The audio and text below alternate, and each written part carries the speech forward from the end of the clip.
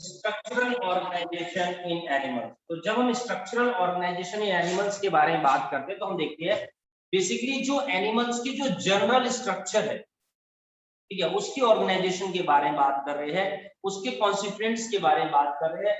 और हम simple language में ये भी कह सकते हैं कि बेसिकली हम बात कर रहे हैं इस चैप्टर के अंदर बच्चों एनिमल टिश्यू के बारे में। स्ट्रक्चरल ऑर्गेनाइजेशन मतलब कि किससे बने होते हैं एनिमल्स, मल्टीसेलुलर ऑर्गेनिज्म होते हैं तो उनके अंदर टिश्यू प्रेजेंट होते हैं, ठीक है। टिश्यू क्या होता है, तो tissue basically is a group of cells, cells के ग्रुप को हम लोग यहाँ पर टिश्यू बोलते हैं, जो करता क्या है, which help in division of labour, जो किसी भी तरह के काम में लेबर के डिवीजन में हेल्प करता है, and then do a specific function, और स्पेसिफिक फंक्शन को परफॉर्म करता है, ठीक है जी। तो basically group of different tissue, ठीक है, डिफरेंट डिफरेंट टिश्यू मिलकर के क्या बनाते हैं, टिश्यू सिस्टम, जिनकी वजह से फॉर्मेशन होती है ऑर्गन की। ऑर्गन ऑर्गन ऑर्गन मिलकर के बनाता है ऑर्गन सिस्टम, ऑर्गन सिस्टम बनाता है हमारा ऑर्गेनिज्म, ठीक। चलिए, तो animals is made up of different tissue, animals हमारे पास डिफरेंट टाइप के टिश्यू मिलकर बने होते हैं। So based on the structure tissue are different and broadly classified into 4 types.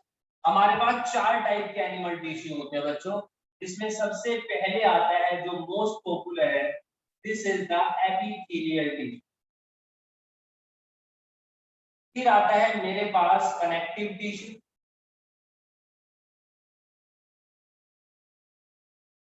फिर है मेरे पास थर्ड नंबर पर मस्कुलर टिश्यू,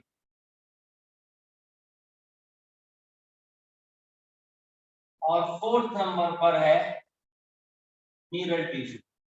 तो इन 4 टाइप के टिश्यू से मिलकर के किसी भी एनिमल्स की फॉर्मेशन होती है। इसमें हम लोग बात करेंगे अभी सबसे पहले किसके बारे में, एपिथेलियल टिश्यू के बारे में बात करेंगे। और जब हम लोग एपिथेलियल टिश्यू के बारे में बात करते हैं तो basically epithelial tissue is broadly classified into 2 category. Epithelial tissue मेरे पास 2 तरीके के होते हैं, इसमें सबसे पहले आता है सिंपल एपिथेलियल टिश्यू, और फिर आता है मेरे पास कंपाउंड एपिथेलियल टिश्यू, ठीक है। प्रॉपर विजिबल है बच्चों, ऑनलाइन समझ में आ रहा है आप लोगों को, विजिबल है, प्रॉपर टेक्स्ट दिखाई दे रहा है, मैसेज से बता सकते हैं आप। तो सिंपल एपिथेलियल टिश्यू के बारे में बात करते हैं। सिंपल एपिथेलियल टिश्यू का मतलब होता है बेसिकली जिसके अंदर सिंगल लेयर ऑफ सेल होती है, ओके आयुष्मान जी, ठीक है, जिसके अंदर सिंगल लेयर होती है टिश्यू, वो हमारे पास यहाँ पर सिंपल टिश्यू कहलाता है, ठीक है। तो एपिथेलियल टिश्यू 2 तरीके के, सिंपल एपिथेलियल और कंपाउंड एपिथेलियम। अब सिंपल एपिथेलियम होते हैं जिसके अंदर सिंगल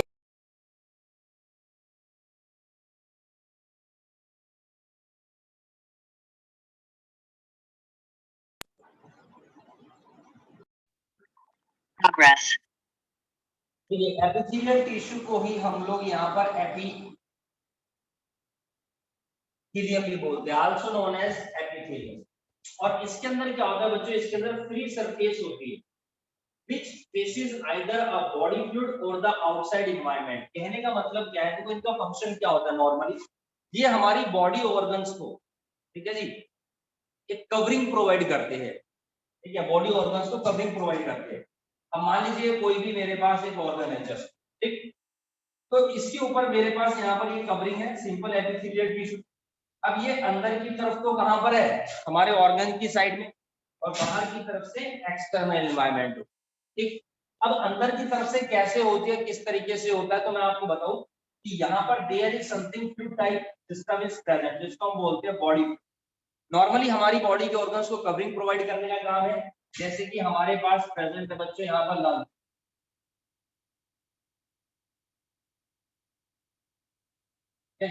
ये हमारे पास लंग्स प्रेजेंट है, ठीक है।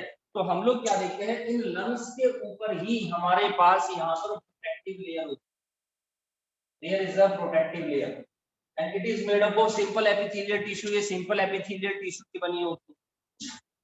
हमारे पास यहाँ पर प्रेजेंट है ह्यूमन हार्ट, और इस हार्ट के ऊपर भी प्रोटेक्टिव लेयर होती है, प्रोटेक्टिव कवरिंग होती है। It is also made up of epithelial tissue. तो एपिथेलियल टिश्यू बॉडी के ऑर्गन्स को क्या करता है बच्चों? कवरिंग प्रोवाइड करता है, ठीक है। It provide covering to the body part. Normally epithelial tissue की जो सेल्स होती है वो कॉम्पैक्टली पैक्ड होती है विद लिटिल इंट्रासेल्युलर मैट्रिक्स, यानी एक शीट की तरह काम करती है। ये मेरे पास दे देखिए सेल है, ये दूसरी, ये तीसरी, ये चौथी, इस तरीके से। और आप देखेंगे ये सेल सेल सेल सेल मिलकर के इन्होंने यहाँ पर क्या बना दिया? टिश्यू बना दिया। तो आप देखेंगे यहाँ पर ये कॉम्पैक्टली अरेंज और एक शीट लाइक स्ट्रक्चर बन गई है। और इन सेल्स के बीच में there is a little intercellular matrix, यानी सेल्स के बीच में जो मैट्रिक्स होता है वो बहुत ही कम है, ना के बराबर है। मैं कह रहा हूं बल्कि है ही नहीं। There is no intercellular matrix. Got it? There is no intercellular matrix. Now the epithelial tissue are of two types: simple epithelial tissue and compound epithelial tissue. Simple epithelial tissue is composed of single layer of cells. There is a single layer of cells. ठीक है। अब जैसे ये मेरे पास single layer of cell है, sir इसमें तो 1 2 3 layer दिख रही है। नहीं नहीं, इसको आप समझिए 3D व्यू थोड़ा सा, है ना। ये इस तरीके से मैंने जो आपको इस तरीके से दिखा दिया है यहाँ पर। तो मैं आप लोगों को इसको टॉप व्यू दिखा रहा हूँ, अदरवाइज सिंगल लेयर हमारे पास यहाँ पर ये प्रेजेंट है बच्चों। तो सिंगल लेयर ऑफ सेल्स होती है तो हमारे पास क्या होती है? Simple epithelial tissue. And if there is a many layer structure, बहुत ज्यादा लेयर्स होती है तो कंपाउंड एपिथेलियम होता है। ये सिंगल लेयर हो गई तो सिंपल एपिथेलियल टिश्यू। 1 2 3 4 5 6 7 8 लेयर्स हो गई तो मेरे पास कंपाउंड एपिथेलियल टिश्यू है। जैसे हमारी स्किन होता है तो हमारी स्किन जो होती है वो कंपाउंड एपिथेलियल टिश्यू का एग्जांपल है। आप देखिए चोट लग जाती है, स्किन छिल जाती है तो उसके नीचे एक और लेयर होती है थोड़ी लाल लाल सी, और उसको छील दो, गुलाबी गुलाबी चाहिए, और छील दो, मांस आएगा, फिर उसके नीचे जो है ब्लड आएगा, फिर लास्ट में हड्डी आ जाएगी। तो ये तो मैंने बहुत जूम लेवल पे बता दिया, लेकिन बीच में और भी बहुत सारी लेयर्स वहां पर प्रेजेंट होती है। ठीक है ना, सर्दियों में जैसे मौसम चेंज होता है, स्किन उतरती है अपने आप, है ना, और स्किन फटने लगती है हथेली को, लेकिन अपने आप नीचे नई स्किन होती है, यानी एक और लेयर प्रेजेंट है। जब यहाँ पर हमारे पास सिंगल की लेयर होती है। तो simple epithelial tissue is also of 3 types, जिसमें सबसे पहले आता है मेरे पास स्क्वैमस एपिथेलियल टिश्यू। चलिए, सबसे पहले नंबर पर है स्क्वैमस एपिथेलियल टिश्यू। और जो स्क्वैमस एपिथेलियल टिश्यू होता है, it is made up of single thin layer of flattened cell. ये देखिए,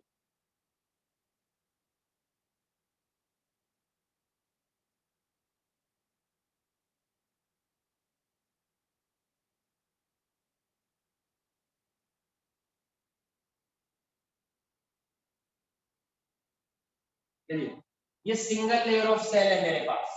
got it? Squamous epithelial tissue को ही हम लोग यहाँ पर बोलते हैं और pavement epithelial tissue, also termed as pavement. इसी को हम लोग यहाँ पर पेवमेंट एपिथेलियल टिश्यू बोला जाता है, क्योंकि यहाँ पर सिंगल लेयर है, एक तरीके बिल्कुल बेसिक, बिल्कुल प्लेन, तो इसको हम पेवमेंट एपिथेलियल टिश्यू बोलते हैं। Due to its shape, because height बहुत कम होती है, less height, but surface area ज्यादा होता है, यानी कि ज्यादा जगह घेरती है। ठीक है, सरफेस एरिया ज्यादा होता है, तो जितना ज्यादा सरफेस एरिया होगा उतना ही ज्यादा इसका सिग्निफिकेंस होता है। जस्ट इमेजिन कि मेरे पास यहाँ से लेकर के यहाँ तक का एक धागा है, अब मुझे उसको अगर इतनी सी जगह में रखना है तो मैं क्या करूंगा? लपेटा मार के रखूंगा, लेकिन भैया उसका सरफेस एरिया थोड़ी उसका कम हुआ, सरफेस एरिया तो उतना ही रहेगा, वॉल्यूम ही तो कम हुआ है, जगह तो कम घेरी है ना। तुम यहाँ पर ऐसे क्लासरूम से बाहर निकल के ऐसे थोड़ी हो जाओगे, यूं थोड़ी हो जाओगे, जितना एरिया घेर सकते हो उतना ही एरिया घेरोगे, बहुत सिंपल सी बात है। वही चीज हमारे पास यहाँ पर भी है, तो पेवमेंट एपिथेलियल टिश्यू, लेकिन ये सरफेस एरिया ज्यादा घेरती है अपनी स्ट्रक्चर प्लेन होने की वजह से। ठीक है, स्ट्रक्चर प्लेन होने की वजह से। जस्ट इमेजिन आपने आलू की टिक्की बनाई है, आटे की लोई बनाई है ना, रोटी बनाई, गोल गोल होती है, उसके ऊपर जैसे बेलन लपेटा आपने, वो प्लेन हो गई, सरफेस एरिया ज्यादा घेर दिया, सेम चीज यहाँ पर होती है। ठीक है, प्लेन सरफेस होने की वजह से। Made up of single thin layer of flat cells with regular boundaries, flat cells होती है। अब ये कहां पर प्रेजेंट होती है? In blood vessels. ये ब्लड वेसल्स के अंदर बाउंड्री प्रोवाइड करती है and also in air sac of lungs. ठीक है, ये मेरे पास यहाँ पर लंग्स है, ये मेरा विंड पाइप, चलिए, और ये हमारा जो विंड पाइप है दोनों लंग्स में जाकर के डिवाइड हो जाता है ब्रोंकाई। ठीक है, और यहाँ पर हम लोग क्या देखते हैं, फर्दर ब्रांचेस होती है बच्चों। ठीक है, और इनके अंदर इस तरह की structure, this structure is termed as alveoli, ये मेरी एल्वियोलाई कहलाती है। अब मैं देखता हूँ कि इसी एल्वियोलाई को जूम करके थोड़ा सा बाहर निकालता हूँ। तो जब हम लोग सांस लेते हैं तो बेसिकली भी इनहेल एयर, हम हमेशा एयर लेते हैं, ऑक्सीजन नहीं लेते। हमारी नाक में कोई फिल्टर नहीं लगा हुआ कि हम ऑक्सीजन ही खींच रहे हैं, हम एयर इनहेल करते हैं और एयर यहाँ पर इस एल्वियोलाई के अंदर फिल हो गई। डन, चलो। अब इस लेकिन एयर क्या है, air is a mixture of gases जिसके अंदर O2 यानी कि ऑक्सीजन भी प्रेजेंट होता है। और इसी एल्वियोलाई के बाहर यहाँ पर ये देखिए, ये प्रेजेंट होती है हमारे पास blood vessel, these are the blood vessels. और इन ब्लड वेसल्स में से हम देखते हैं कि आर्टरीज, वेन्स, कैपिलरी सारी की सारी बाहर जाली। ठीक है, अब यहाँ पर ये ब्लड वेसल्स है, ब्लड वेसल के अंदर प्रेजेंट होगा ब्लड, ब्लड के अंदर प्रेजेंट होता है आरबीसी, और आरबीसी के अंदर प्रेजेंट है हीमोग्लोबिन। हीमोग्लोबिन क्या है, एक आयरन कंटेनिंग प्रोटीन पिगमेंट होता है जिसके अंदर कैपेबिलिटी होती है एयर में से ऑक्सीजन को डिराइव करने। तो हीमोग्लोबिन का एक मॉलिक्यूल ऑक्सीजन के 4 मॉलिक्यूल को कैच करता है। तो ये हीमोग्लोबिन क्या करेगा, ये ऑक्सीजन के 4 मॉलिक्यूल को खींच लेगा, बहुत सिंपल सी बात। ठीक है, तो कैसे खींचेगा, इस एयर में से O2 को ले लेगा यहाँ पर। ठीक, और लेने के बाद इस हीमोग्लोबिन पर जब ऑक्सीजन अटैच हो जाती है then it is called as oxy haemoglobin. मैं इसको ऑक्सी हीमोग्लोबिन बोलूं, जब हीमोग्लोबिन में ऑक्सीजन अटैच हो जाता है और हीमोग्लोबिन आरबीसी और ब्लड के साथ पूरी बॉडी में ट्रांसपोर्ट हो जाता है, ट्रांसफर होता है, सर्कुलेट होता है, ट्रांसपोर्ट करता है किसको, O2 को, ऑक्सीजन को ट्रांसफर। तो ये जो एल्वियोलाई है इसकी outer layer is made up of simple epithelial tissue, और ये सिंपल एपिथेलियल टिश्यू जो मैंने अभी बताया कि आपको बहुत ही थिन होती है, जिसकी वजह से इसका सिग्निफिकेंस क्या है, इट हेल्प इन डिफ्यूजन, या मैं कह सकता हूँ और थोड़ी सी टेक्निकल लैंग्वेज में, इट इज परमिएबल। ये क्या होती है मेरे पास, परमिएबल होती है। Permeable means that allow some substances to pass through that, जो अलाउ करता है कुछ सब्सटेंसेस को पास होने के लिए, ये एक लेयर है और मैं कहता हूँ ये परमिएबल है। यानी यहाँ पर कुछ मॉलिक्यूल्स होंगे जो इसे क्रॉस करके यहाँ पर पहुंच जाएंगे, तो इसका मतलब कि ये लेयर परमिएबल है, that allow some substances to pass through that, it means, got it. चलिए, ये बात यहाँ पर हो गई। उसके बाद हम लोग यहाँ पर देखते हैं कि found in the wall of blood vessels and air sac of lungs के ब्लड वेसल्स में कैसे पाई जाती है। ये मेरे पास यहाँ पर क्या है बच्चों, ब्लड वेसल्स है, ये देखिए, आर्टरीज होती है, वेन्स होती है, ठीक है, कैपिलरीज होती है।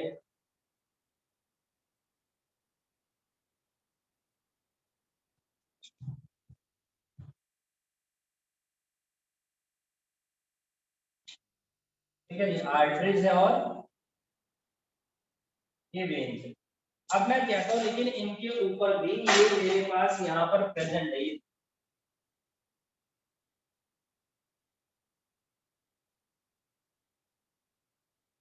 इसको चारों तरफ से ओवरलैप कर रखा है, जिसकी वजह से ब्लड वेसल से मटेरियल का यहाँ पर हम लोग क्या देखते हैं जी, बहुत इजीली डिफ्यूजन होता है, ट्रांसपोर्ट होता है, परमिएबल होती है मेम्ब्रेन, इसके ऊपर भी और इसके ऊपर भी यहाँ पर ये प्रेजेंट है, तो ये परमिएबिलिटी यहाँ पर प्रोवाइड करती है। ठीक है, function as diffusion boundary in blood vessels, तो ये ब्लड वेसल्स है और हम लोग क्या देखते हैं, ब्लड वेसल्स के अंदर ये क्या करती है,